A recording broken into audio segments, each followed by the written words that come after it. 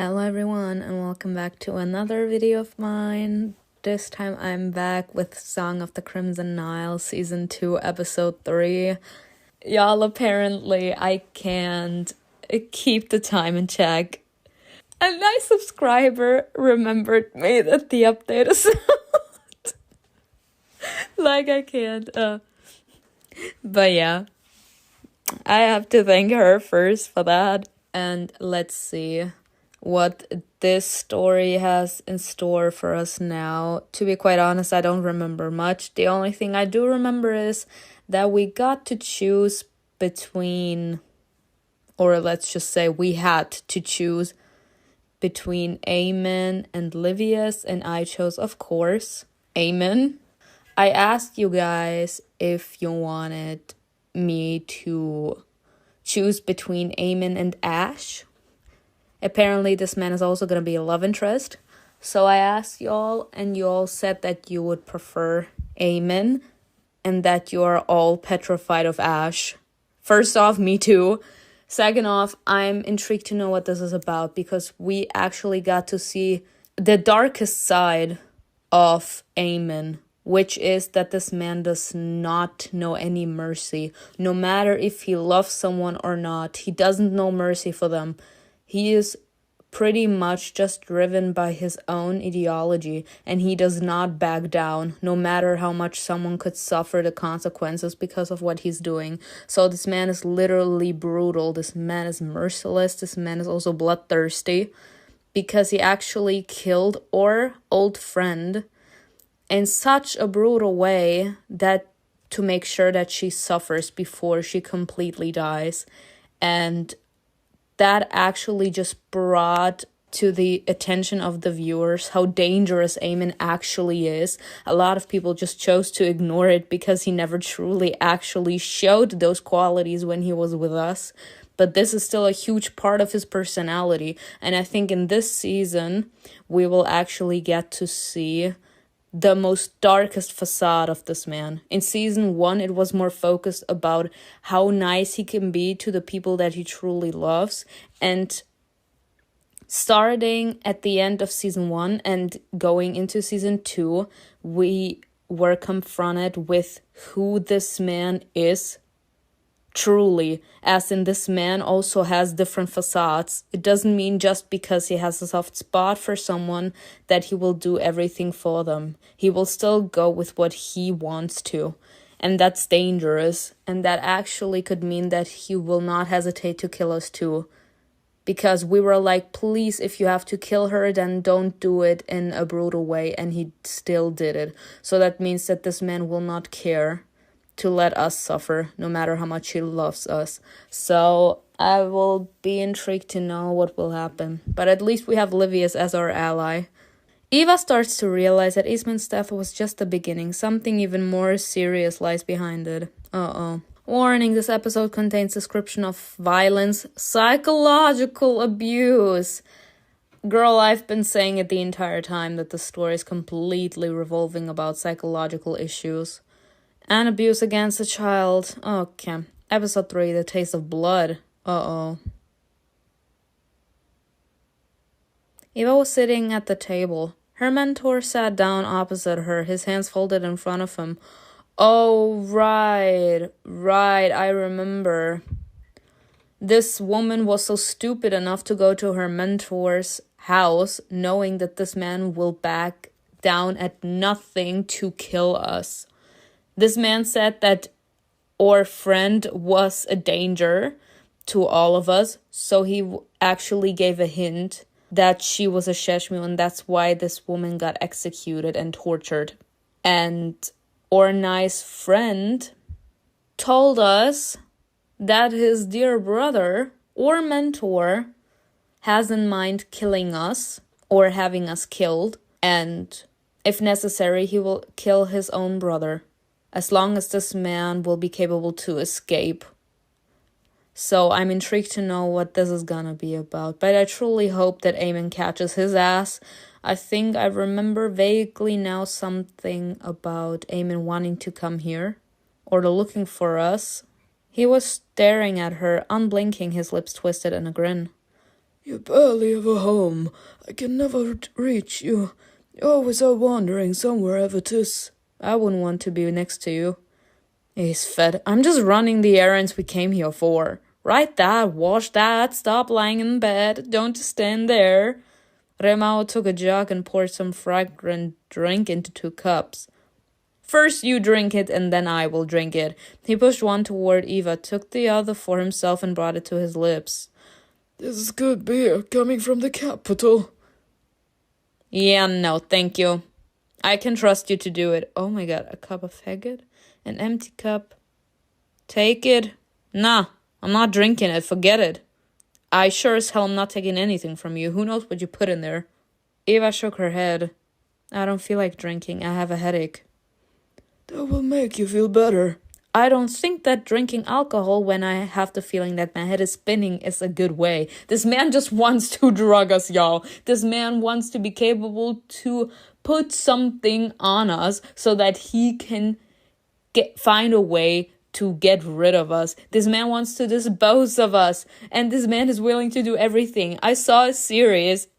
A woman wanted to get a group of men that were trying to win against an opposing force, and that force was doing shady businesses. You can imagine it's some sort of mafia situation. They had a lot of small companies in the area, and these boys were trying everything in their power, like to find a way to stop that they were doing. There was a lot of drug involved.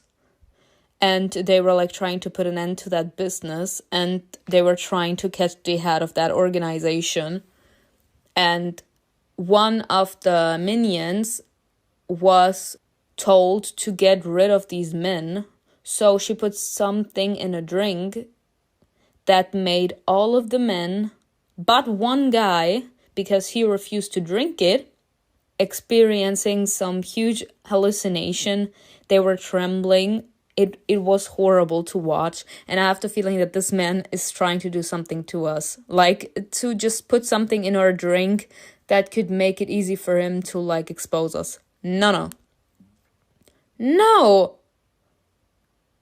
Remmao didn't insist and put away the cups. He hadn't touched his drink either. See? He didn't touch it. Suit yourself, so you don't like serving the hunters. Remmao's voice was calm, almost friendly. I refuse to believe that this man has anything nice to say to us, because I do believe in our friend. This man truly seems to be kind, and we saw lately how cruel Remmao can be. Because, if I remember correctly, I think it was his friend, but he literally cut off his tongue and his hands. We learned from Eamon that if a Sheshmu has the feeling that they could be caught and the person that helped them somehow could talk and that could get them exposed, they use this method to keep them quiet. So I refuse to believe anything this man says, because I'm 100% sure that it was him. Would you rather fulfill commissions instead? He's fed. I know he called me here for a reason, but he's biding his time. He's up to something. I can't let my guard down. Me too. What is he getting at? What if you realize there's something going on between me and the apostates? It's getting hard not to notice. We can't take our eyes off each other.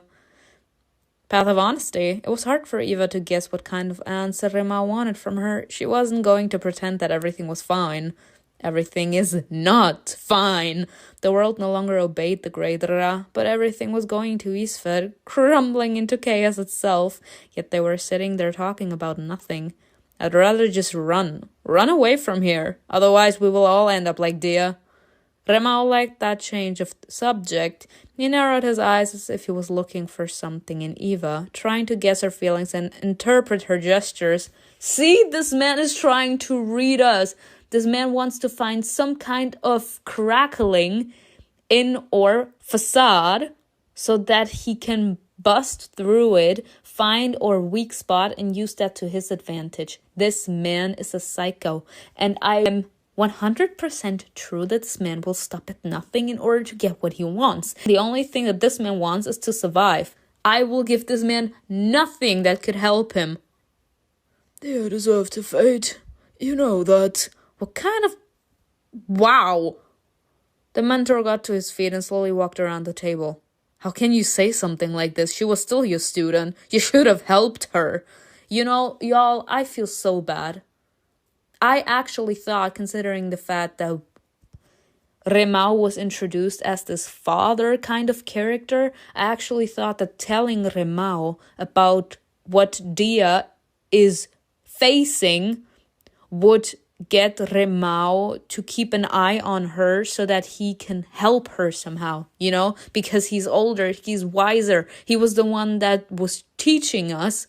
So I thought that this man could find some way to help Dia, because apparently she didn't want to listen to us. So I thought since Remmao seemed to be the father figure, maybe she will listen to him. But no, apparently every single time I thought that telling Remmao and Ramesses about what Dia is personally going through, about her trauma, about her fears, and about her addiction to iboga, was just digging her grave. As in, Dia gave me the shovel to dig the grave, and instead of falling into it, I pushed her into it. As in, I was the reason for her downfall. Because every single time there was like a choice, I chose to talk. Because I was hoping that this man had some kind of power over her in a certain sense that would make her listen. You know, that respect, that powerful respect that you have for your mentor or for your parents. You know, that authority that as soon as that person talks, you feel obligated to listen to what they have to say and to reflect on it. Like that kind of power that they have over you in a certain sense. I thought I was doing something good in helping her by telling him about this, but it only dug her grave faster. I had no idea that Remmao was gonna turn out like this. I feel so bad, y'all. I feel so betrayed. You probably know that better than anyone else. It's thanks to you that I've learned so much about her. After all, I fucking hate the story. They had no reason to. They had no reason to dig in my heel like this. They had no reason. You told him everything to your mentor. He's happy about it, you fucking bitch. I actually thought I could help her. You know? Like, because there are a lot of people that drown in despair, in exasperation, in sadness, in pain. And a lot of people don't see the small signs. And the small side could be essential for that person to could still gain the strength to dig themselves out of the hole that they fell into. Or they will reach the point where they're like, I can't fight anymore. This is too much. I can't. And I don't want to live like this anymore, and I'm gonna kill myself. I actually was scared for her because we could see how much her mental health was deteriorating, and I thought that telling Remmao about what she was going through personally could help him find a way to help her. Because he knew her, he was teaching her well, but instead, it only dug her grave, like I actually pushed her into the grave that Remmao has been digging for quite some time now, y'all. I was afraid that she would cause problems for us all. I thought you'd just talk some sense into her. That! Not... She glowered at him defiantly from under her brows. You ruined her. Am I right? You turned her over to the hunters, and then you dealt with the priest of the house of Anubis. You're smart. You're such a manipulative little... Ooh. Y'all, if you knew the rage I'm in right now. I cannot believe this man. I actually, y'all, I feel so guilty. Please tell me how you felt about this revelation. I feel so betrayed. I feel offended and I feel hurt. And most of all, I am so sorry for Dia. She did not deserve to go down like this. She deserved better. If anything, Remmao should have gone down. Because she, even in her worst state, she still was willing to give us a clue about the hunters being on her ass before she went down.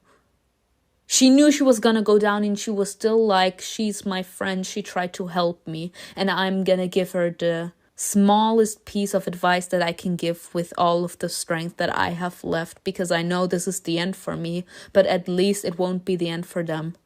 She was a real one. She should have survived, because she actually showed that she could change, as in that she could get herself out of that depression that she was in after losing Eastman. She showed that she could change, as in that she could heal from what happened if someone is just there for her and shows her the love and support that she needs in her most difficult moment. And instead of Remmao giving her that, he actually handed her over in her most weakest moment. This is literally as you... I said it in one of my videos, in one of my reactions.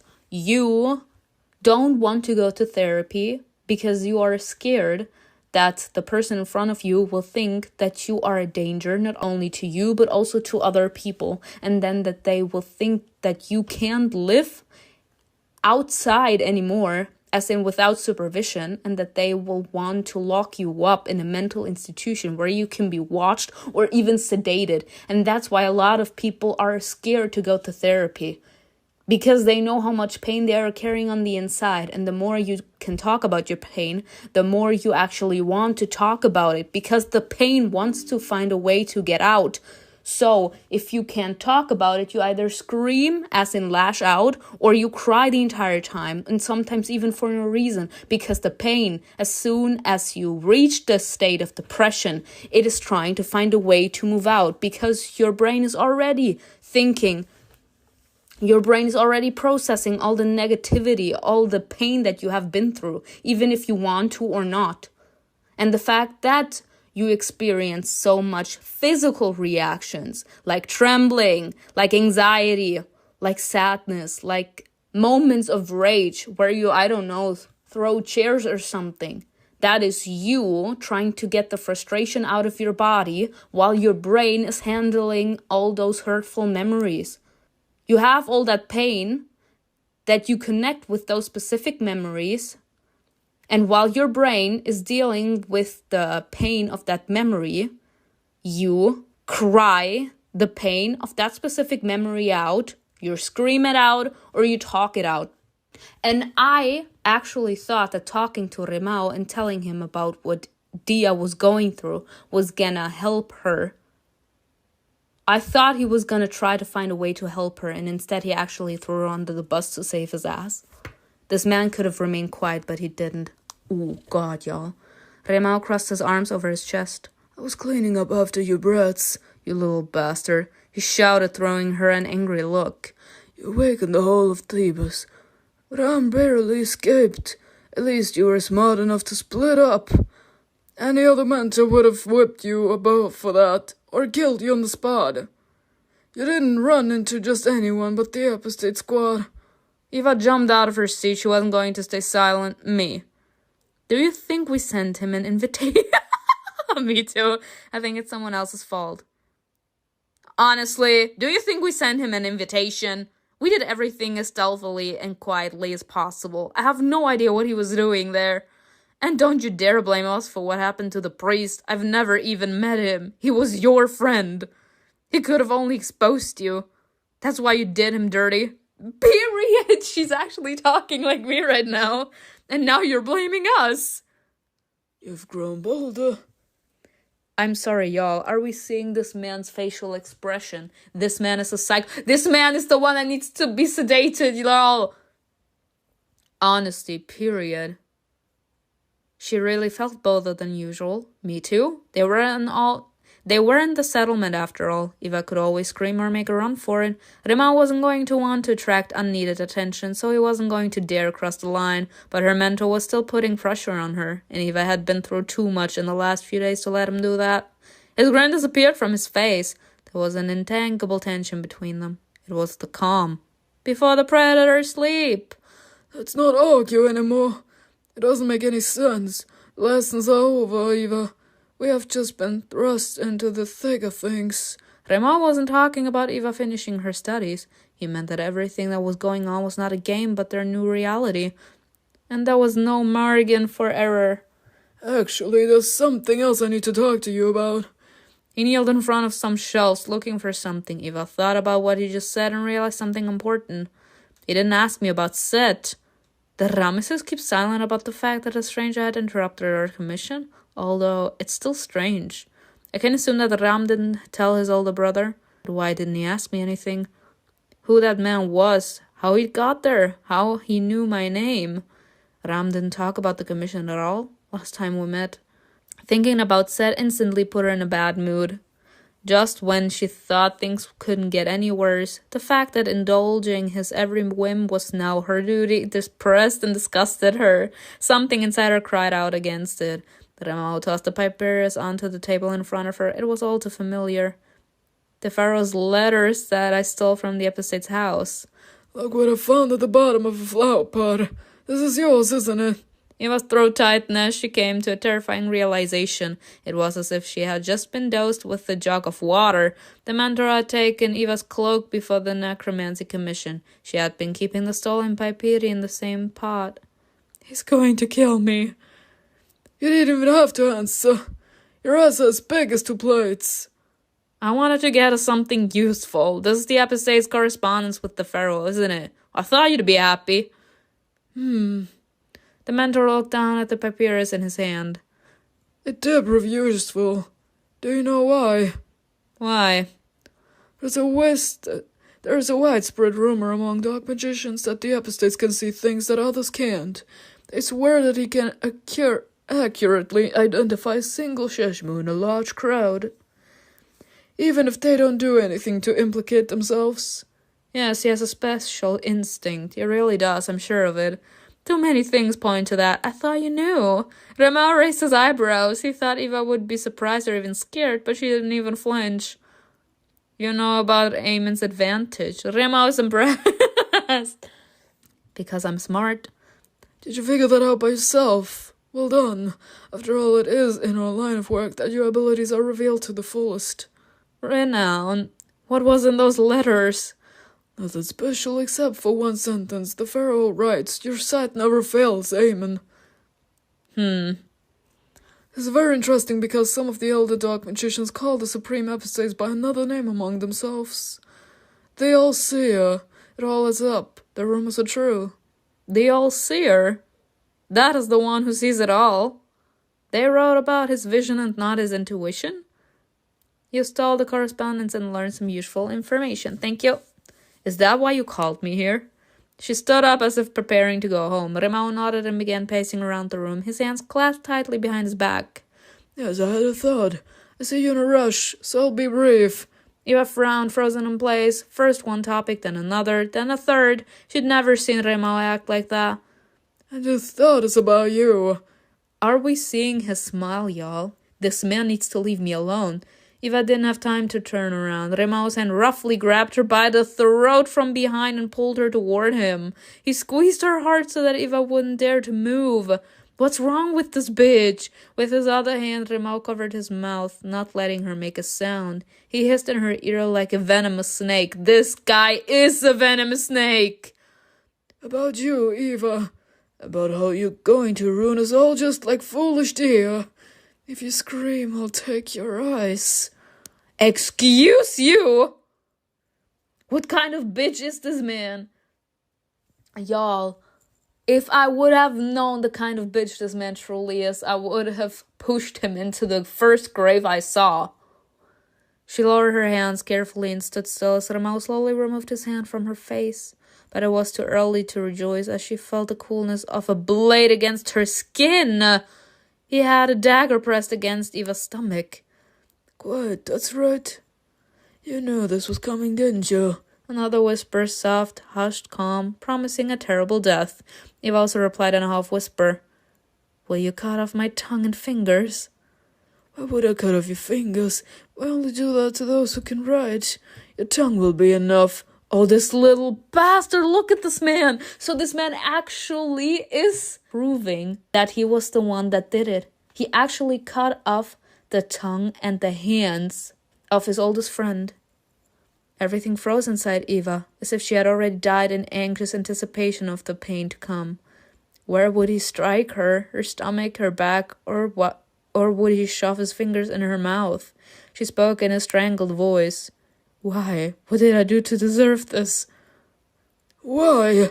Remmao ran his fingers through her hair and pulled slightly so that Eva was forced to throw her head back and then irritably pushed her to the ground. This man! Eva fell to the floor with a dull thought. The mentor loomed over her. What is... Y'all, at this point I would have to say that the mentor is more dangerous than Eamon in a certain sense. Why am I saying in a certain sense? Because with Eamon, at least you know that this bitch will double-cross you. With the mentor, you didn't expect it. Y'all, people do tell you that it's always the quiet ones. And I did say it in one of my reactions in Only Friends as well. It's always the quiet ones. Do not underestimate the quiet ones. He has always acted calm and collected. So I always thought, considering the fact he always talked to us and the kind of mutual respect there was, I thought that this man actually respected us, but it was all just fake.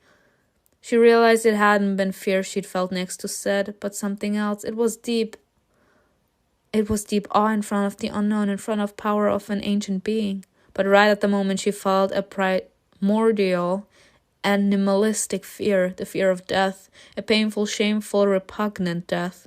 The mentor asked, You're nothing but a burden that we ought to leave behind us. Remember when I said it would be time to run soon? We'll run, but without you. This bitch. I was right to be scared. I was right to suspect the worst. But why?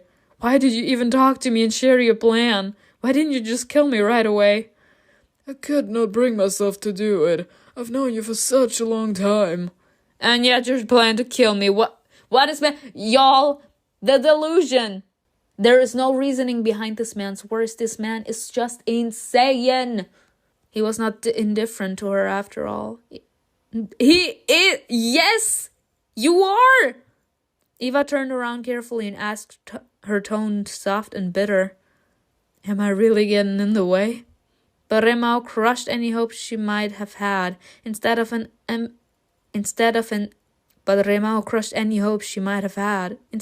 sympathetic look, he gave her cold, angry stare. Yes, and you made a big mistake by not letting go of your friend's death. You didn't give me a chance to save your life. Eastman? Did you kill him? Her cheeks flushed with rage. Eva hissed, It was you! He killed him! I don't do such dirt work. But those who do are fed up with you poking your nose where it doesn't belong. Now you're finished, I warned you. Dantes will take care of you in the morning. The opposite is saving you for dessert. But you're dreaming of dying at his hands, aren't you? I see how he looks at you. Hungry, shameless, and you stupid girl are happy about it. Y'all, I did say that being with Eamon would be the biggest drama in history. Are you secretly hoping that he'll help you? He started laughing. Eva turned away, hiding her bitter expression. Of course he will help you, and then he'll slit your stomach open for everyone's entertainment. He will take you whether you want it or not, and then tear you apart in front of his people. It's the fact that this man does not feel any sort of remorse. This man is literally a psychopath, y'all. Like, imagine him. He actually gives vibes of the Joker, y'all. That's how insane I'm imagining this man right now to be. This man is so trapped in his delusion that he literally lost sight of who he used to be, I have the feeling. And I'm not trying to make up for anything this man is saying, because no matter how much pain you are in, it's no apology for hurting the people around you that used to trust you and used to hope that you could be the reason to save them. No reason. Every word he said made her stomach crunch. Remmao was laughing at her. Humiliating her, he stood there nothing but a dark, menacing shadow. Sometimes your feelings for the episodes lift your spirit, other times they plunge you into the abyss. The more I hesitate, the more dangerous he becomes. He'll cut off my tongue and then throw me out into the street. Everyone will realize the truth and hang me by my hands in the square. He didn't cut out Dia's tongue, though, so probably she knew less. Eva decided to trick him. Come to your senses, Remmao. Let's run away together. You need me. No, I don't. I'd rather leave the main source of my problems here in Thebes than take it with me. Eva took a deep and barely audible breath, closing her eyes. She needed to stall for time, distract him, escape. Path of honesty. Orator? He expected humility and submission from her. He probably thought she would beg for mercy. No, I'm too proud for that. I'm not Dia, who was executed and forgotten. Many people know me, and they won't like the fact that someone mutilated and abandoned me. You think too highly of yourself. If I ruin your pretty face, they won't be as lenient with you. This little bastard. He needs to die, y'all. He needs to die. Can he die by us? I will be glad to kill this man. They will be even less lenient with you when my hunter friends find me. Titian, for example, is a close friend of mine. Didn't you know? He'll make everyone chase you. Remmao smiled wryly but fell silent for a few seconds. You've used your renown. Your skills as an orator have increased, period. He didn't even have time to finish his sentence. They really believe that. Eva twisted her arm and struck Remmao right in the face, ooh, hitting his nose. She heard a crunch and a strangled scream. Period. Try me, bitch. That's what your ugly ass gets. The first chance I get, I'm the one who's splitting you in two. We're doing it like in Teen Wolf, where Allison's grandfather was like, we're gonna use the beautiful method a long time ago, cutting through bone and tissue. Let me do that for you, Remmao. The mentor was taken aback for a moment, closing his eyes in pain and surprise. With her other hand, Eva knocked the dagger out of his fingers. Period, renown! You've disarmed Remmao! What is this bitch gonna do now? The blade hit the floor and clattered to the side. Eva wanted to pull away, but Remmao grabbed her by the shoulder. You bitch, you can't escape from me. Oh, yes, I can! And I know I'm a bitch, but not the kind of bitch that you have in your mind right now. Watch me! With her free hand, she pulled out the kopis that Agnia had given her and swung it without a second thought. Remmao rushed forward to stop her and take away the blade, but Eva stepped away and slashed blindly at him. Let's go! Even without aiming, she truly hurt Remmao. He groaned and recoiled. Oh, yes, let's go! What's wrong with your face? Didn't you say that the people won't be so lenient with you as soon as they see our slashed face? Now that's what your ugly ass gets. Be careful with what you wish for. You wish to be capable to slash our face, to hurt us, and to leave us to be hung. Just like our friend Dia was. Now you get hung, you little manipulative, conniving little bastard. My face! My face! Yes, your face! Eva fell to the floor, crawling away in fear. Oh, I will pay for this. No. You have no idea what I'm capable of, sir. You better watch your back. You'll pay for this. I'll take your eyes and your fingers and your tongue.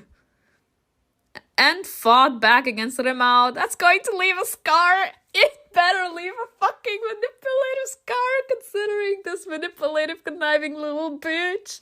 Oh my god. This better leave a huge ass scar. And not just physically, but also psychologically. This bitch better be in the known. The settlement was asleep. As the sun left the sky, the deep silence of the night had fallen on Thebes. No one knew about the fierce struggle that was unfolding in a small house on the outskirts of the city. Only La, the moon god, watched impassively, his crescent shape flashing in every reflection. Eva jumped up and tried to run outside, but Remmao grabbed her by her ankle with a grimace, dragging her back to the floor. Eva hit the table, knocking everything off. Her heart was pounding madly, drowning out all other sounds.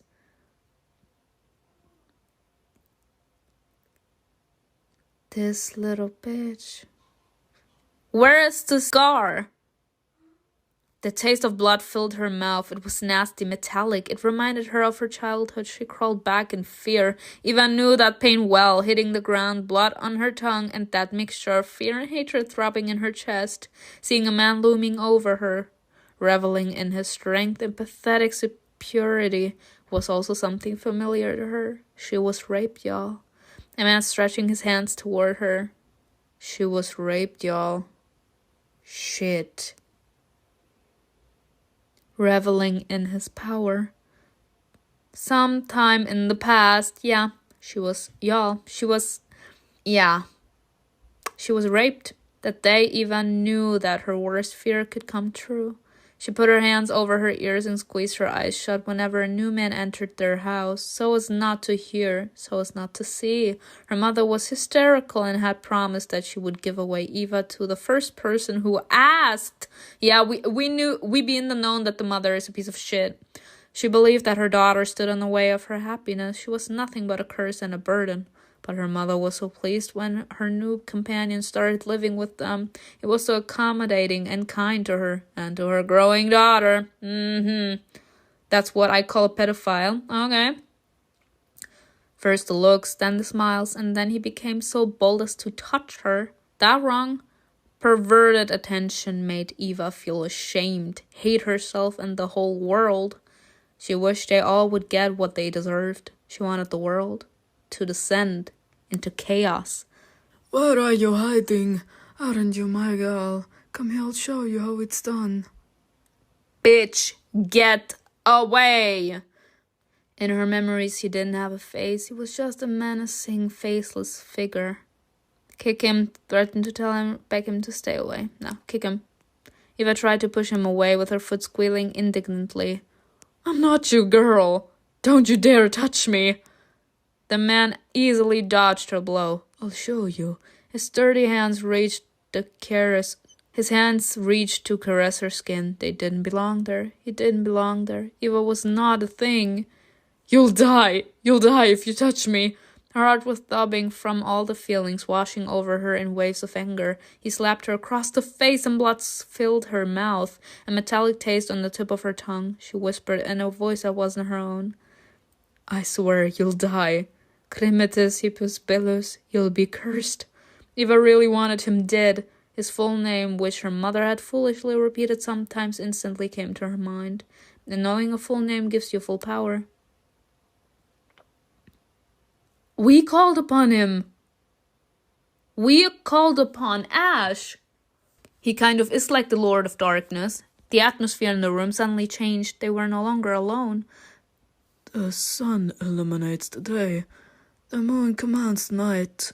His soft velvet voice seemed to come from everywhere and nowhere at the same time. Behind the man, someone's eyes flashed scarlet. Astonished, Eva felt a thrill of excitement. The whole house ablaze, your name. A curse of light. Her attacker wanted to turn around but shuddered and froze in place instead when a heavy hand fell on his head and gripped his skull tightly. Ooh! Okay, Ash. Okay, Ash. Leaning close to his ear, the stranger added, Nowhere you'll find respite in agony you'll dwell. Yes. Eva huddled into a corner. Her mother's new and last companion wheezed and sank to the floor. Bye-bye. The ones you'll hold most dear will fall to a malte spell. Cresmere, hipsos bellos. As you made others suffer, so shall you soften the doer. The responsibility for all your other evil deeds will fall on the shoulders of your beloved ones. Everyone who's related to you by the family ties will die from a terrible disease. Okay, Ash. Okay, Ash. Your God will be watching from a distance. You're to blame for it all. Woo! And they actually went with something that happened in a series. A man had lost his son. And the police came to question him. And they were like, I'm sorry, if you were the one that put him behind bars, why did he come after your son and not after you? If you truly want to break someone, that was his answer. If you truly want to hurt someone, you go for the people they love. It's like killing you slowly. Yes! The terrifying, throaty laughter of the god of rage and chaos sent chills down Eva's spine. The man dropped dead at Seth's feet. The god grinned and added, And you, Nephis, Madam said, owe me twice. You'll settle your debt when the time comes. He remembered her well. Her foolish mother had paid with her own daughter so that men would never lose interest in her. Oh, hell no. We were actually the bargain, y'all. She actually used us as a bargain. I actually made some kind of conclusion in the last episode where I was like, yeah, maybe she used us as a bargain. She actually used us as a bargain, y'all. An exorbitantly high price for such a petty wish, selling your own blood in exchange for someone else's lust. She saw her child as a curse, the source of her misfortune and the cause of her downfall. But it was all her own fault. Although she was surprised by madness, Eva had remained resilient and hadn't let anyone crush her spirit. Zed could feel the flame that was burning inside her in that moment of fury. People like her didn't break down and didn't give up, even if fate tortured them in particularly cruel ways. A heavy burden was going to fall on Eva's shoulders, but that was going to happen many years later. Zed knew he was no longer going to see a helpless and downtrodden child in front of him when the time came. He was going to see a mature, strong, and he was sure of it, willful woman. Was he going to be able to recognize her among the crowd? Or would the deal made by her mother bring them together again? After all, she belonged to him, and he was going to own her soul. What? How? Don't worry yourself with this. Just get out of here before you suffer too much. Zed thought about you sometimes. Zed disappeared like a mirage in the desert, and once he was out of Eva's sight, she forgotten everything about him. No one ever called her Nemesis again after that moment. There was a dead man lying in front of her. She was shaking, overwhelmed by her emotions, obsessive thoughts screaming, "You killed him, you killed him, you killed him." No, this bitch killed himself. How did she kill him, though? Did she do it herself? She couldn't remember. An hour later, her mother would come back. She would go mad from what she saw, tear their house down, and set fire to it. It was Eva's last night in her native home. Eva covered her mouth with her hand, astonished. She didn't know what scared her the most, Remmau's threats or the memory that just came back to her. If she's gonna be like, please kill him, she owes him 3 times. Please don't. The night she had run away from home when her stepfather had died and her mother had gone mad. Had Zed been responsible for it all? Did he come to fulfill Eva's wish? He had faded from her memory like a blurry image, but still Zed had saved her. After all, if it hadn't been for him. But still you owe him with your life, girl. A single thought crossed her mind, a notion that always gave her strength. I'm not a thing, and it's not for you to decide my fate. Really? Remmao laughed. He reached out to her. Oh! Agnia? Is that Agnia? A shadow flickered behind him, small, almost unnoticeable. Eva thought, terrified. Zed! Is it him again? Without hiding and yet without attracting attention, the shadow slowly crept up behind Remmao. It's Agnia! Don't lie to me! Agnia! Yes! Oh, we love Agnia! Agnia towered over him. It was as if she had floated out of the shadows, as if she had been standing there all that time. She looked down at him with a hostile, hateful look. Her face was impassive, but the dagger raised above the man scared Eva.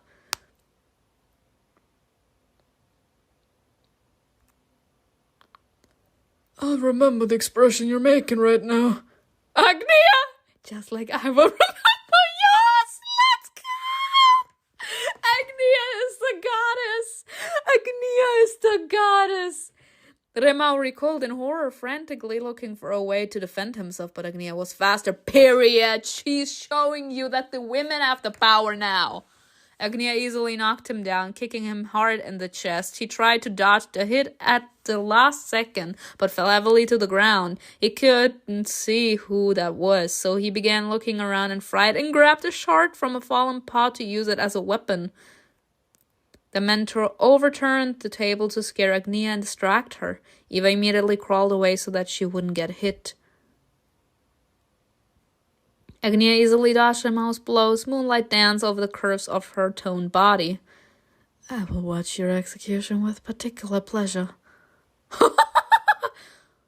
The traitor! Agnia?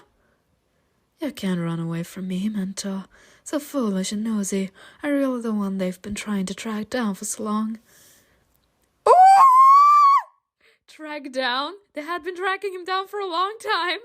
That's what Dia was trying to tell me. The Epistates know everything.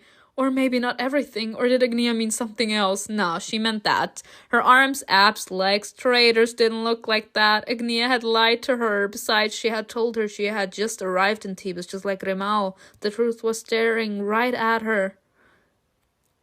Without hesitation, the mentor rushed headlong towards a small window Agnia had just climbed through. He threw something away from him. A bundle that he'd grabbed from his things a moment earlier. As soon as it hit the ground, the room filled with a cloud of coal dust, nasty and acrid. Oh, hell no. There's no way that this motherfucking bastard survives. It was impossible to breathe or see anything.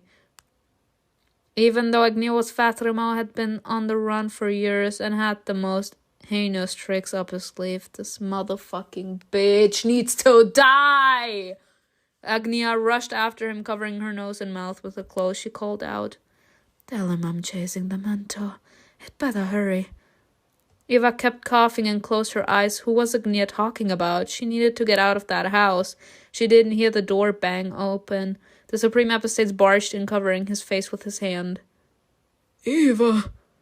He easily found her huddled in the corner. She tried to get up, but her legs were shaking.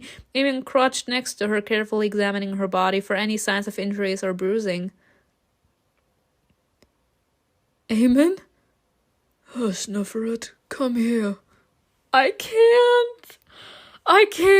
The Epistates easily lifted Eva in his arms, adjusted his grip, and carried her outside. Now that's a man. Making no effort to hide his worry, he pressed her to his chest, in front of everyone. I can't believe how things turn out, he said. I don't even want to think about it. She weakly rested her head on his shoulder. She was no longer scared. For a moment, Eva felt something similar to peace. When Eamon was around, she wasn't worried about Seth, Remmao, or anyone else. All the nightmares she had been running from all her life lost their power over her when Eamon was there. That was so stupid. How could you be safe in the arms of the most vicious of all murderers? There was a commotion outside. The hunters had come out of their house with torches and daggers. They were rushing around angrily and talking loudly. The pharaoh's hounds were finally getting ready to hunt, as they had been trained for. Were they called there by the noise, by Agnia's screams, or had they been hiding and waiting for a long time? The Epistates lowered Eva to the ground, looking her over once again. Eamon, we need to go after him. Our men on that area have already left. Wait. Eamon's hunter's instinct failed him. His first reaction was to rush to you, not to pursue his prey. Eamon! We finally get to see this man crack even more. This man is a wimp for us. He's a simp. Eva straightened up, trying to show that she was not hurt. Everyone was waiting for the Epistates to start the chase. Hetaira. Titian used a Greek word. Was he talking about Agnia? So that was the reason why the traitor seemed friendly with the Epistates. Were they both hunting down the same person? Go, Eamon, or you'll lose him. What am I saying? Am I on the side of the hunters or the Sheshmu? Right now we're on the side of the hunters. This bitch needs to go down. This bitch needs to die. Go back home quick, and don't come out. Wait for me there, alright? He pushed her toward her house, and Eva hurried away, not daring to argue. Why would you argue in the first place? Like, do what he said and leave. I'm happy to see Remmao's corpse. Every house had stirred awake. Cooks and healers leaned out of the windows, whispering among themselves. Everyone looked scared. Both disease and dark magic had made their way into the settlement. Eva quickened her pace, eager to go inside her house. Who was Agnia? Was she tracking Remmao? How did the hunters manage to gather and start their chase so quick? And then there was my childhood memory. Seth was there. How could I forget? Maybe Ramesses doesn't even remember meeting him in the Ibu. Is that why he didn't ask me about him? It was like he thought that there was no one else with us there. Eva got home and closed the door tightly behind her. The first thing she did was pack her things. She's saying she's dipping. She says she's not staying here after Remmao's ass is being chased out. A small bundle with coins and clothes ready for her to grab if she had to run. Along with jewelry that she could potentially sell, she also had other useful items she could pack. Once she was done, Eva hid everything away. Then she sat down wearily on the bed. Right at the moment, as she could finally catch her breath, she was overcome with emotions. What a vile man. The serpent Epip in the flesh. He attacked me. Finally, she's coming to her senses. She had imagined the possibility he would, but experiencing it for real was quite another matter. Remmao could be anywhere by then, and there was a high probability he'd try to finish what he had started. Oh, is she actually scared that he's gonna come back for her? I actually have the feeling that this man is like, you know what? I don't give a damn. As in, they are already following him. Like, they already know that he's a Sheshmu, so he knows that they know about him, so technically it wouldn't make any sense if he comes back just to finish what he started, as in attacking her or trying to kill her. Because it won't be of any use. Like, it's not like she can expose him or something. Like, they already be in the known that he's a Sheshmu. They wanted him from the very start. So they already know about his identity. So it won't literally make any sense if he would come back. He'd find her again, mutilate and torture her. No. Such was the reality of being a dark magician. That was why they usually led short lives. I feel bad for her. Because even though he was a bitch... And we all saw why. We know that Eva cares a lot. She doesn't let anyone in that easily. And as soon as she lets people in, she loves them with everything she's got. She loves unconditionally. And that is also the reason for her downfall. Like, she truly cared about Remmao. She saw him as some sort of father figure because she never had one. And Remmao always trying to look after her, teaching her. She saw him in some sort of way as a father. So, finding out that this man was willing to go to such lengths just in order to protect his sorry ass, even finishing off the people that once were the only thing close to him, must have shocked her.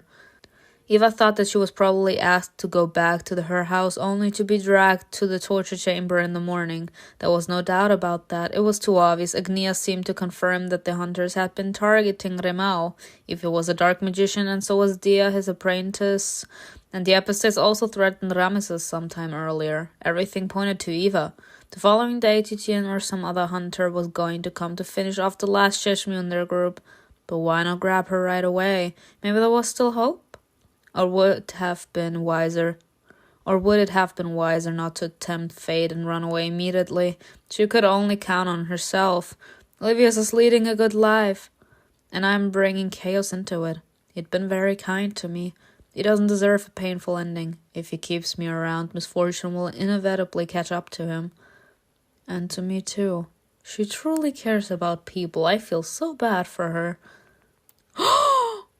Eva. Ramesses! Ramesses had just climbed through the window and immediately crouched down to remain unnoticed. Where's your own roommate? She's out chasing your brother.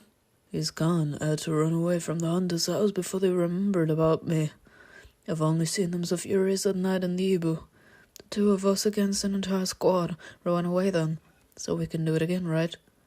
The two of us? He said the two of us. Doesn't he remember said it all? So maybe the hunters don't remember him either? Eva returned her attention to the conversation. Now that it's being brought up again, I need to put in my 2 cents about this. I have the feeling, considering the fact that once her mother sold Eva to Sed in order to gain the lust of every single man, and Eva also gaining a debt by asking for the man that tried to rape her to be dealt with, where Sed appeared as well. And considering that this man is the god of rage and chaos, I have the feeling that only the people that are, in a certain sense, his slaves, as in under his command, they need to follow this man's command, then they are also the only people that can truly see him. As in, he's invisible to the people that don't have any kind of contract with him. Like, imagine it's some sort of a deal with the devil. We, because we have that deal, because we still need to pay off our debt that we have with this man, we can see him. But I have the feeling as soon as we don't have a debt with him anymore, if that could be possible, because like I said, this can be dangerous. This can just go in circles. But if we should ever get out of debt, I think he could be capable to make us forget of having ever met this man. So I feel like because we have that debt with him, we are capable to see him. But because the others, just like Ramesses and the hunters, don't have a contract in a certain sense with Set, they can't see him. Ramesses, he attacked me. He lunged at me with a dagger. The whole settlement is awake chasing after him. I swear, I didn't know. Otherwise I would have told you right away. Right away? He betrayed me too. He left me here to die, running away from that foreign assassin. Who? Your roommate, didn't you know? Are the hunters looking for you? Yes, but my brother is their priority. Almost everyone has left the settlement. Stay then, until things calm down. Then you'll disappear quietly. You can't leave now, you'll get caught. I don't want to put you in danger if they see you. They'll come for me in the morning anyway. If they haven't taken me away, it means...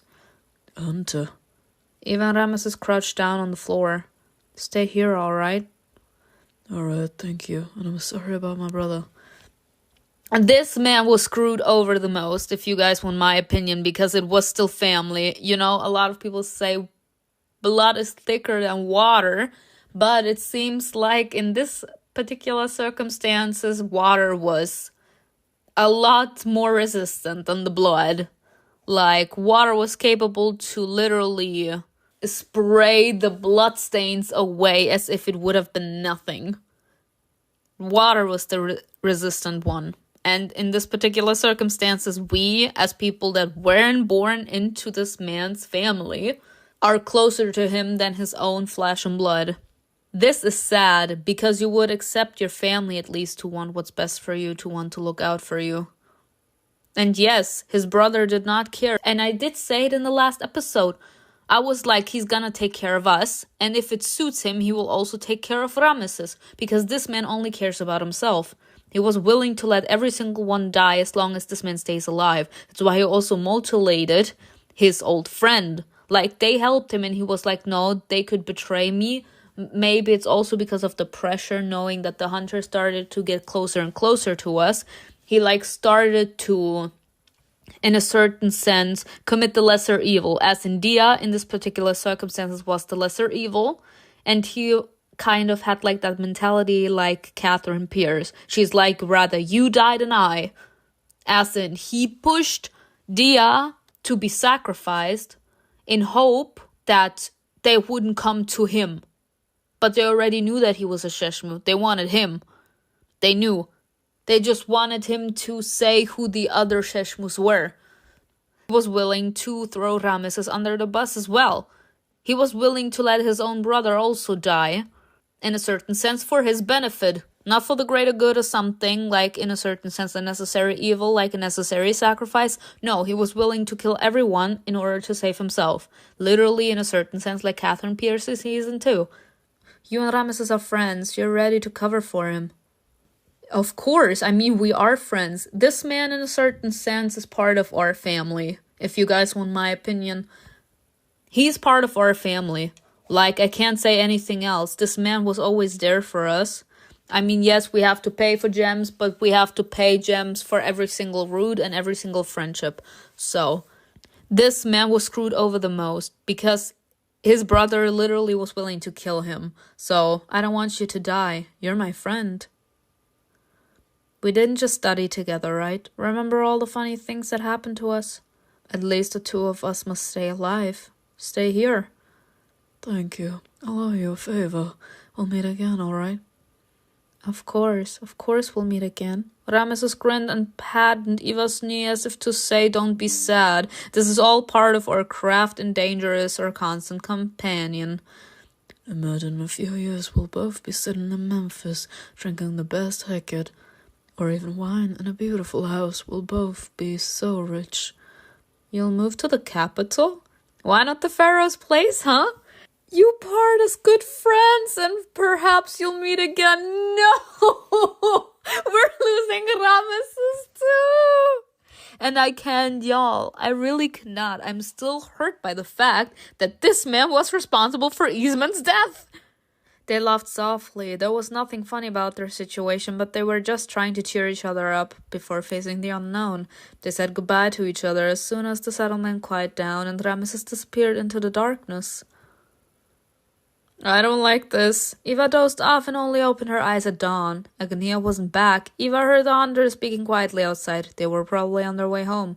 Was the hunt over? Eva couldn't go back to sleep. She felt like a prisoner waiting for the hour of her execution. Footsteps, a knock, or a creaking door would mean that they had come to get her, as promised. It was only then that she noticed she was still covered in the coal dust that Remmao had used to escape. She was scared, jittery. Eva decided to freshen up so as not to look so pathetic. Ooh.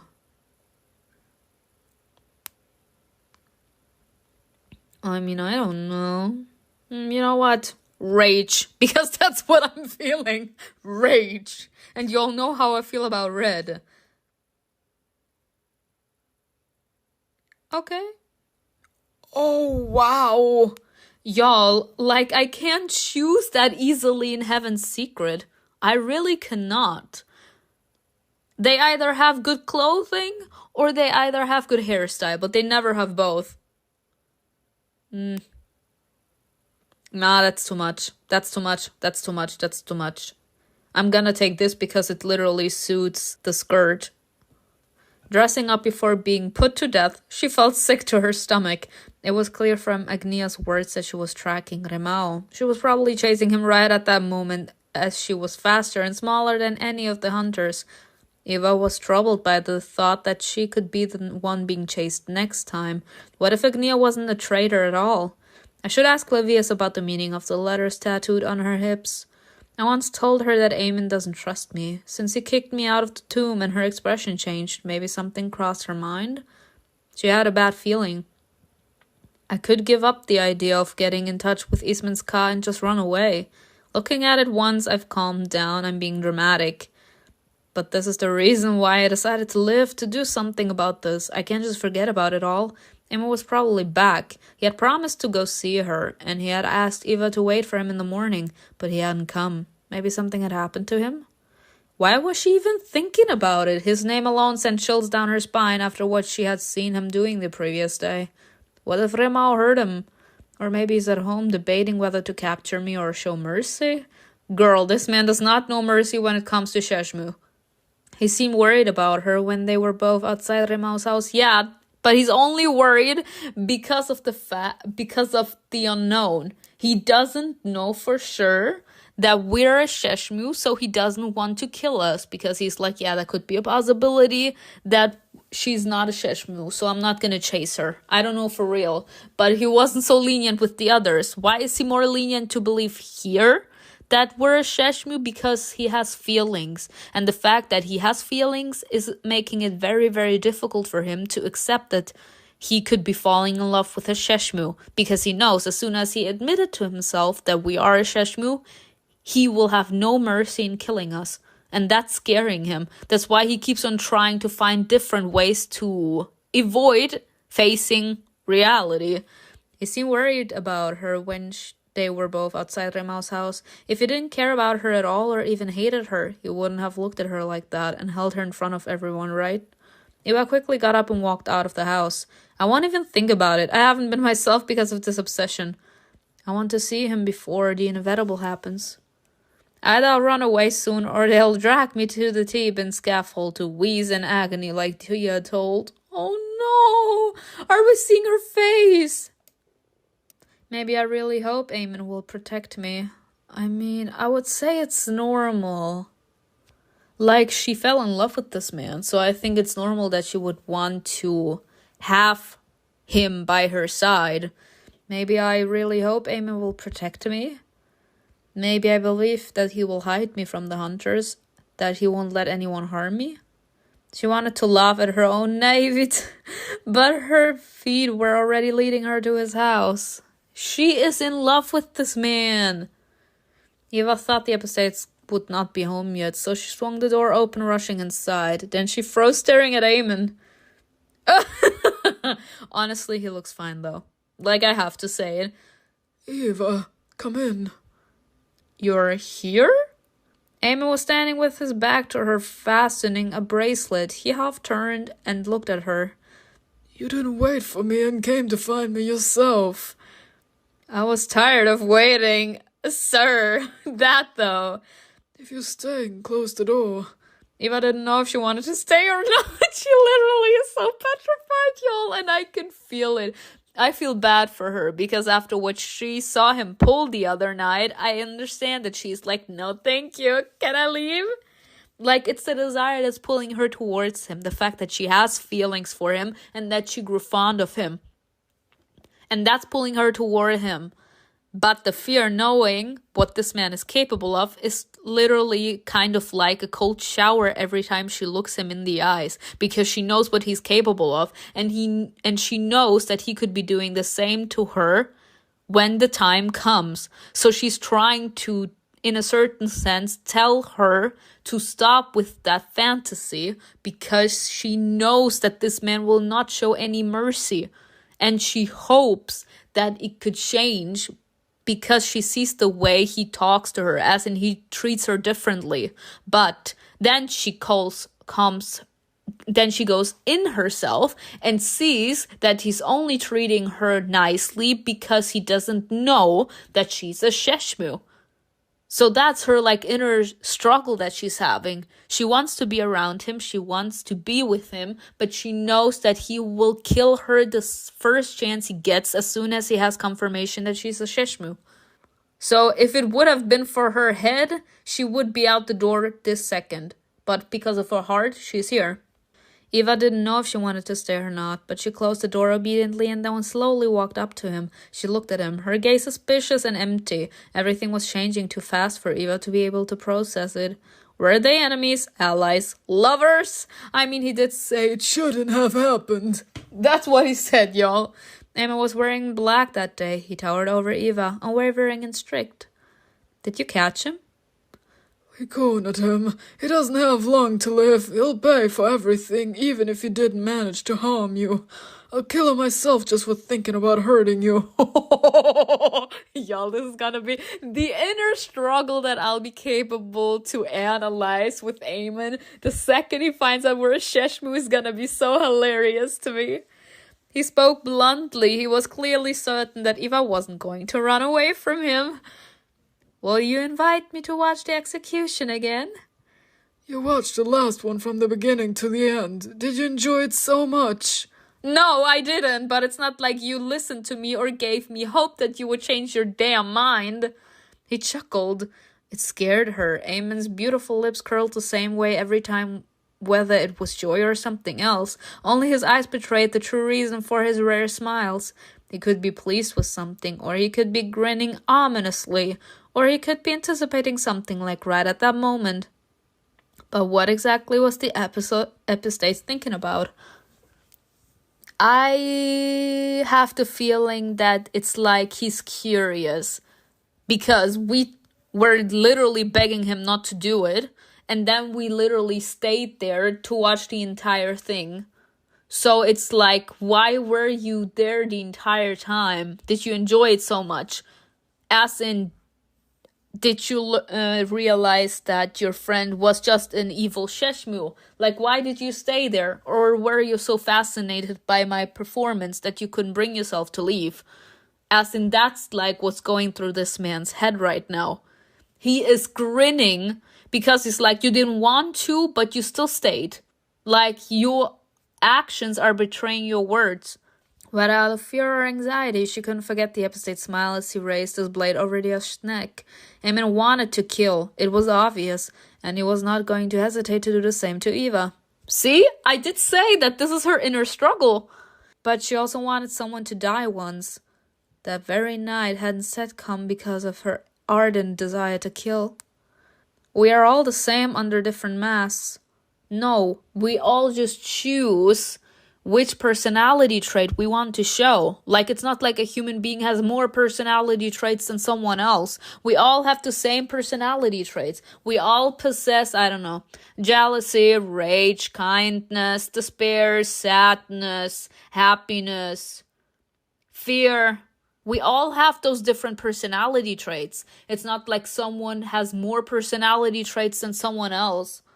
It's just we ourselves decide which personality trait we want to show.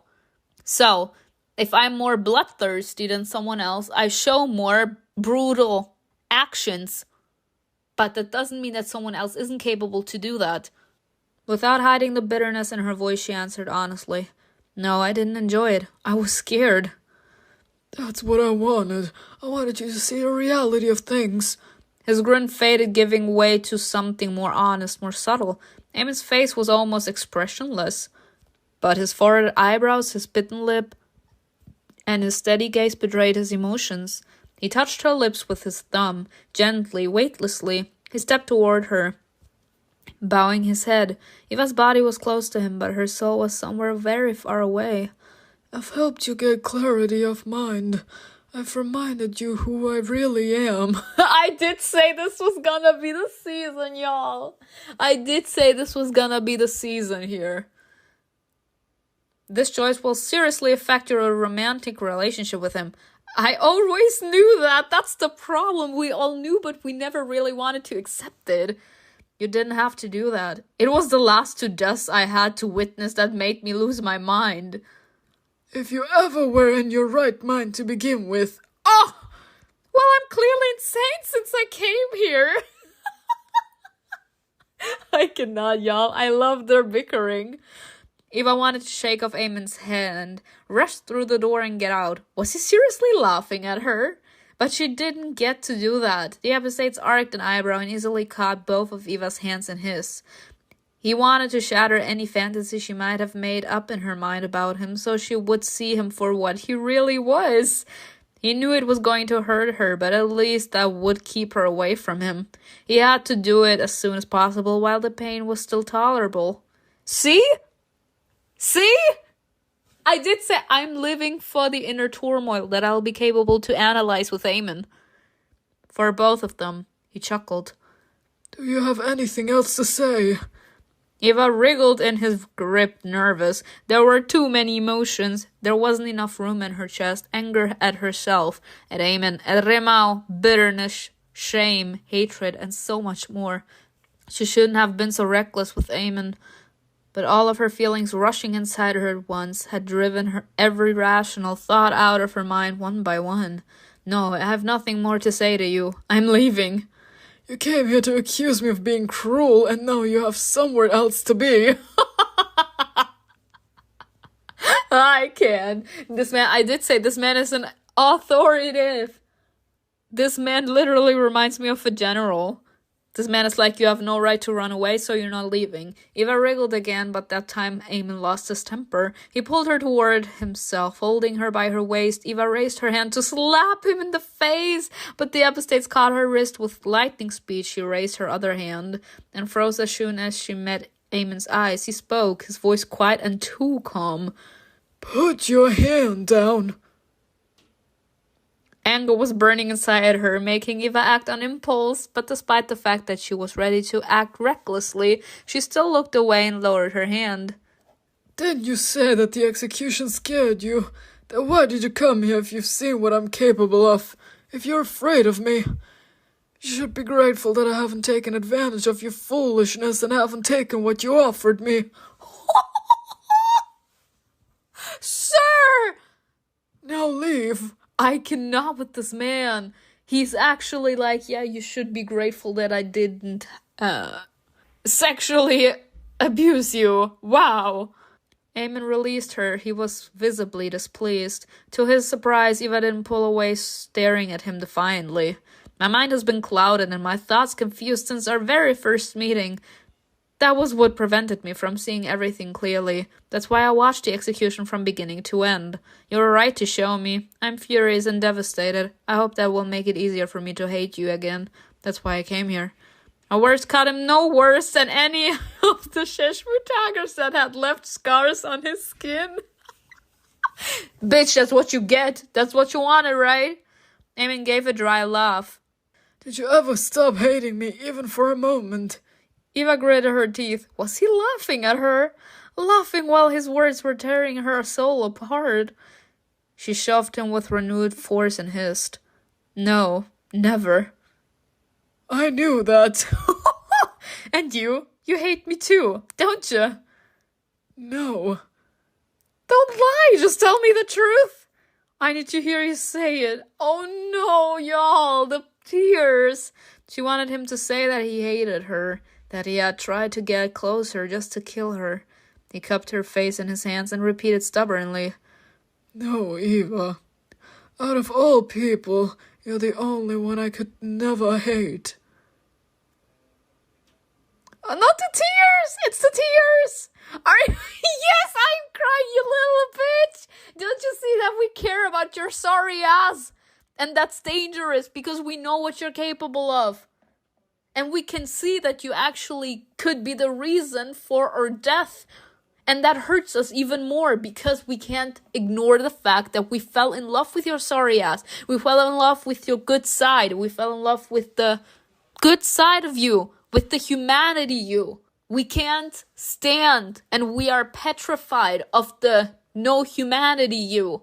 And we know that the no humanity you is much more powerful than the humanity you. Like you rarely show emotion, and that execution was you just literally showing that you literally are capable to show no emotion even to someone that you used to care about.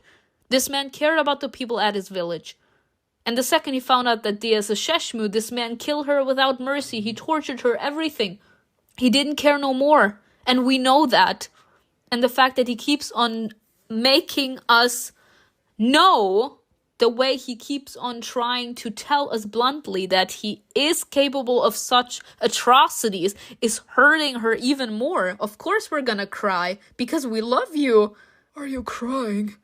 Her eyes glistened with tears. It made them look even more beautiful, like precious stones. She asked quietly, Did you see? He attacked me. Even he attacked me. My mentor. Eva closed her eyes and let out a small strangled sob. She wasn't there to fight with him. She was there looking for comfort and warmth after everything she had been through. But she didn't know how to ask for it properly. Eamon suddenly realized that. Eva, I'll kill him. I promise you. Ooh, this man is literally showing his affection through brutal force. Sir, look for a different way. He sees that we're hurt because of the fact that this man hurt us psychologically, and this man is like, don't worry, we're gonna kill him. Eva knew that there was no future where she and the apostates could be together. But even those thoughts, even the bloody horror she had witnessed the previous day, couldn't tame the feelings that stirred inside her at the mere sound of his name. Amen. It would have been enough for her to just stand next to him, to just touch his hand, to just know that he was always going to be on her side. What could that yearning be called? Love!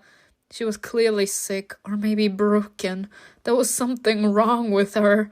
No normal person would feel like that next to someone who was capable of inflicting so much pain and death.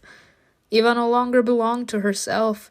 Only one person had all the power over her heart and mind. Please tell me you hate me, because I can't do this anymore. She looked at him pleadingly. She was angry at herself, at him, at the will of the gods who had ordered it.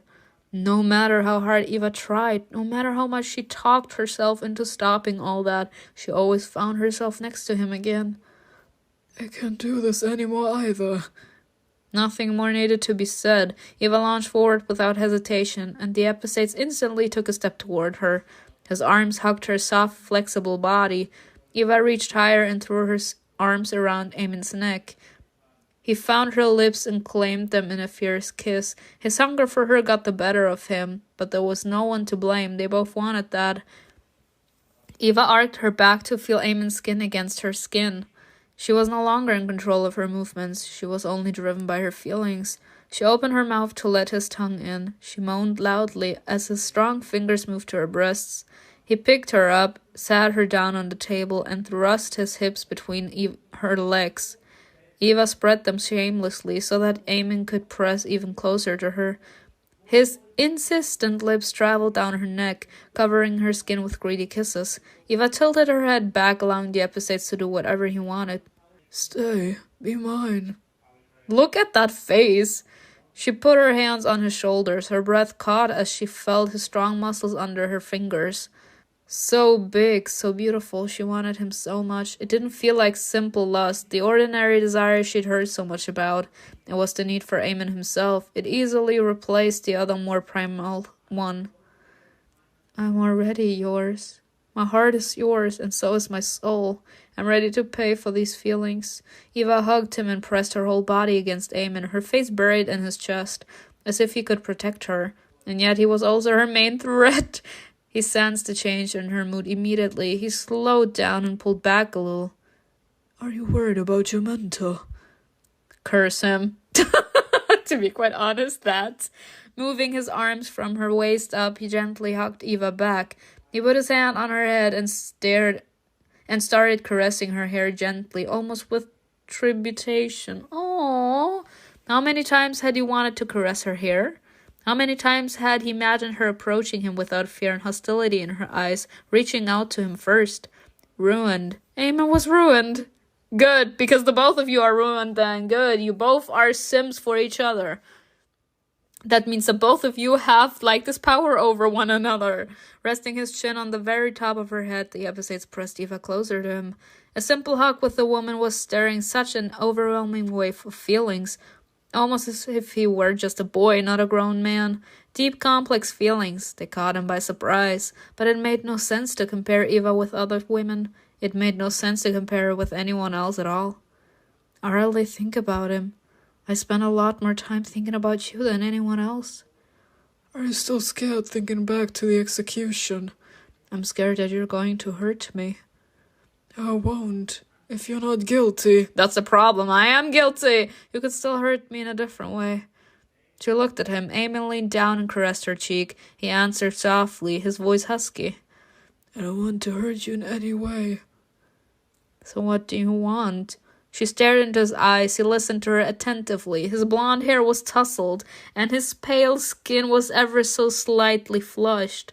Eamon was in no hurry to reply. I want you to stay with me. No? Always. I want you to always be around. What was that crazy flutter in her chest? Those few words had been enough to make her feel excited, to make her feel happy. But did she have the right to be happy there, right then? As she stood with one foot in the duat. I'm not a concubine. I don't need a concubine. Who do you want me to be then? You're a woman? Eamon replied calmly. Yes, I really want that. I'll take care of you, Eva. No one will even dare look at you sideways. All heads will bow to you with respect. Ooh! If you become mine, I will be yours. Period! Because that means, like I said, power over the other one. My man! You used to say very different things. I tried my best to stay away from you, but I'm tired of fighting with myself. I'm not a boy, and I know what I want. And if I want something, I get it. Let's go with 7 Rings of Ariana Grande. I want it, I got it. With me, you will want for nothing. Do you really care about me? I do. It's as if you were meant for me. I was meant to be a prey. Y'all, you all know what I mean with prey, right? As in, this man has always been destined to be the person that dominates us. Meant to become my obsession. I'm sure Eamon sees things as they really are. I need to pay my debt, and I ought to follow Set's will. The will of the enemy of all royal power. This is not just an obsession. I'm Eamon's weakness. What if Set wants to get to the epistates through me? Why do I bring everyone nothing but trouble? Eamon gently caressed Eva's back, calmly and confidently. He seemed to feel better after confessing his feelings out loud to both her and himself. No one will dare say a word. I'll show everyone that you're with me. I'll take you to the capital, away from the disease, away from the dark magic. Would you like that? Yes, she answered instantly, and that made Eamon smile. Eva was rarely so obedient, but he added, I'll only ask for one thing in return. Don't lie to me. Don't lie? What can a Sheshmer do sitting in front of a hunter if not lie? Isman's body said, dark magic, what am I supposed to do about all that? My dreams about Anubis don't bode well either. I want to go to the capital with him, but that is not going to happen. He was asking for the impossible. Eva would never have hidden anything from him, if her life didn't depend on it. Even noticed her expression. He wasn't surprised because he knew that something was wrong with her, and she wasn't telling him the truth. You can't. I can. She answered quickly and sharply. She was afraid that if she hesitated, he would change his mind and pull away from her. Eva immediately caught his hand and brought it back to her face. She wanted him to touch her, to caress her with the same tenderness he did just moments earlier. Don't you remember? I've been telling you the truth since our first meeting, even when I shouldn't have. You're right, Neferet. This conversation has changed a lot between you. Things will never be the same again. I believe that. Stay here with me. Later in the morning I'll take you to a safe place where you will wait for me until the hunt is over. Why? That's the right thing to do. You'd better stay there. They still had about 2 hours. Eamon saw that Eva wasn't feeling well. First she had been attacked by her mentor, and then she had been waiting for the morning in fear, as if for her death sentence. Come on, you should get some rest. You'll feel better afterward.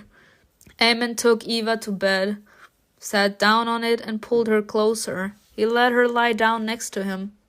She curled up against his side like a cat and dozed off, enveloped in the warmth of his body. He let her sleep, gently caressing her back. Who would have known a Sheshme could sleep so peacefully on a hunter's shoulder, and who would have known how much he'd like it? The dark blue sky was streaked with purple and pink. The ring of the sun had started appearing above the horizon. The morning stillness that Eastman was enjoying was suddenly interrupted by an insistent voice. A silhouette was rapidly approaching him. His heart was pounding. No, he wasn't enjoying anything. He didn't care for that morning, that sky, and that bloody river. Eastman stood in waist-deep water. It didn't matter anymore whether he'd entered the river himself or someone had pushed him in. His hands were shaking in fear, or maybe fatigue. He wasn't sure. There was nowhere to run. What is this, y'all? He wanted that flower. He looked at his reflection in the crimson surface. The feeling of hopelessness overwhelmed all others. His face was distorted by the rippling water. He was destined to die young. There was nowhere to run.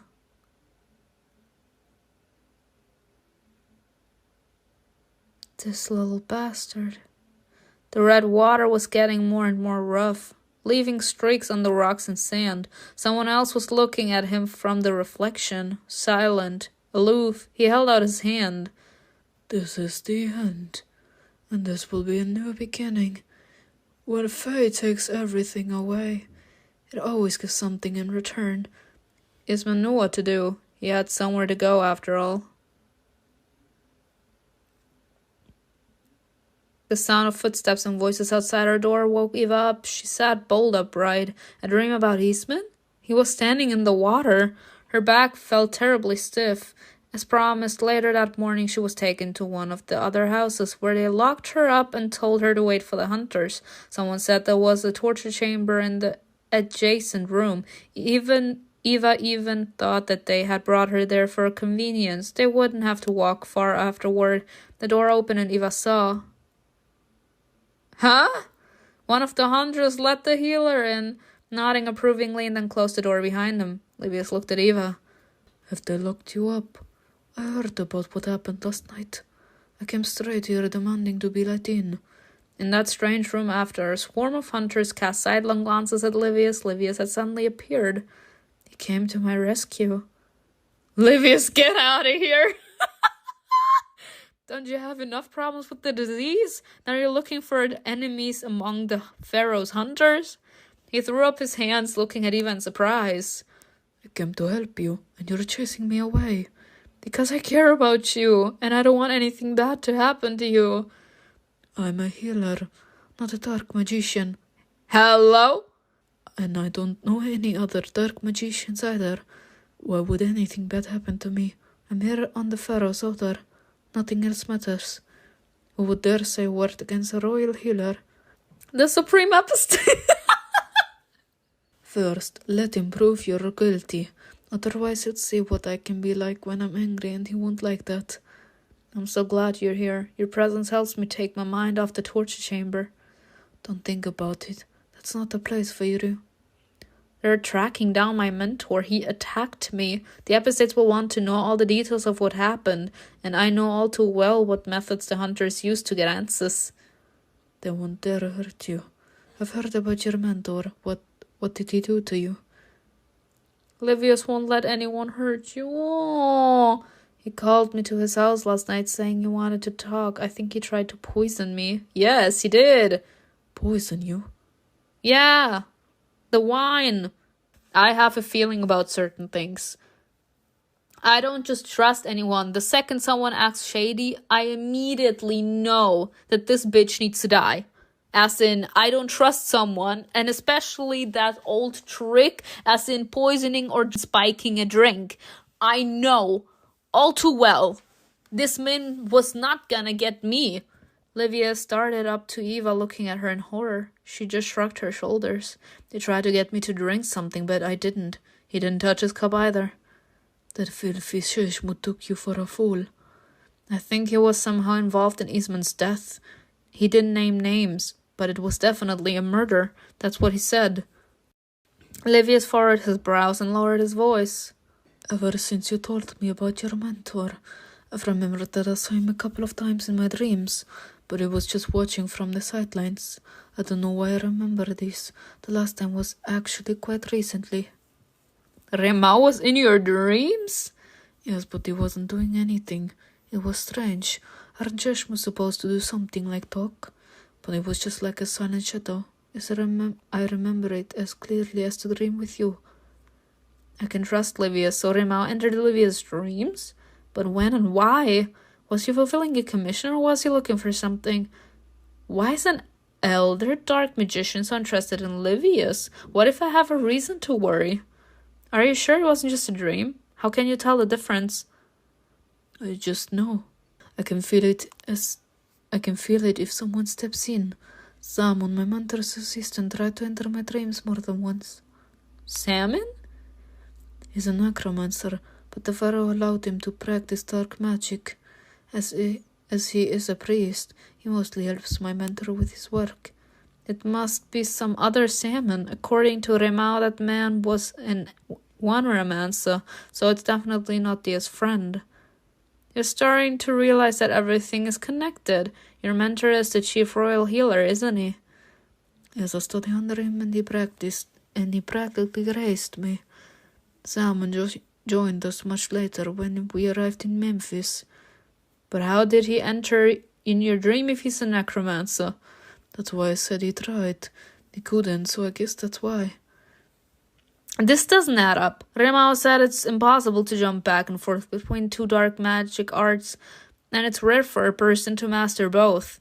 But even in that case, you choose one of them eventually. Now you know that Remmao entered Livia's dream for personal reasons. Livius carefully leaned against the edge of the table, crossing his arms. Remmao mentioned Isman's killers. Are you sure? This is partly why he wanted to frame me. I was drawing attention to Isman's death, and it bothered those who stood to gain from it.